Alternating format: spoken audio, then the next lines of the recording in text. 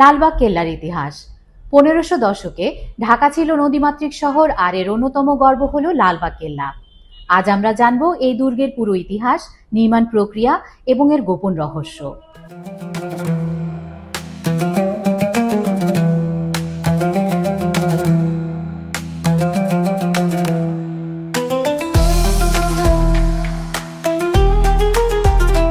লালবাগ কেল্লা নির্মাণ শুরু হয় 1678 সালে মুঘল রাজপুত্র মোহাম্মদ আজম শাহ কর্তৃক। তিনি সম্রাট আওরঙ্গজেবের পুত্র এবং বাংলার সুবেদার ছিলেন। দুর্গটির মূল নাম ছিল কেল্লা আওরঙ্গাবাদ। আজম শাহর অধীনে দুর্গের নির্মাণ কাজ চলছিল।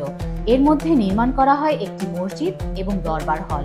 কিন্তু 15 মাস পর তাকে দিল্লিতে ডাকা হয় মারাঠা বিদ্রোহ দমনের জন্য, ফলে কাজ অসম্পূর্ণ থাকে। আজম শাহের পরে শায়েস্তা খাঁ দুর্গ নির্মাণ পুনরায় শুরু করেন, কিন্তু 1684 সালে তার কন্যা পরুবিবির অকাল মৃত্যু ঘটে। এই ঘটনা তাকে শোকাহত করে এবং তিনি দুর্গের নির্মাণ কাজ বন্ধ করে দেন। এর ফলশ্রুতিতে লালবাগ কেল্লা অসমাপ্ত অবস্থায় রয়ে যায়। পরুবিবির সমাধি লালবাগ কেল্লার অন্যতম আকর্ষণ।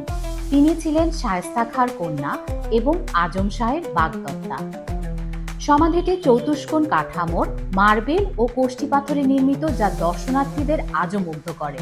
লালবাগ কেল্লার ভেতরে আছে একটি 3 গম্বুজ বিশিষ্ট মসজিদ, মুঘল স্থাপত্যের উৎকৃষ্ট উদাহরণ।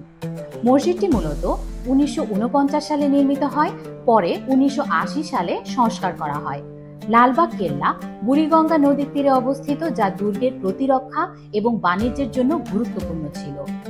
নদীর জল মাধ্যমে পণ্য পরিবহন ও প্রতিরক্ষা সহজ হতো।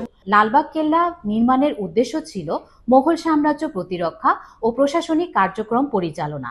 দুর্গের স্থাপত্যে দেখা যায় সুন্দর বাগান, জলাশয় এবং উঁচু প্রাচীর, যা মুঘল আমলের ঐতিহ্য বহন করে। আজও লালবাগ কেল্লা ঢাকার পুরনো শহরের ইতিহাস ও সংস্কৃতির সাক্ষী। এটি বাংলাদেশের ঐতিহাসিক স্থান এবং দেশ বিদেশি পর্যটকদের আকর্ষণ করে। লালবাগ কেল্লা আমাদের ইতিহাসের সেই অংশ যা চিরকাল মনে রাখার মতো।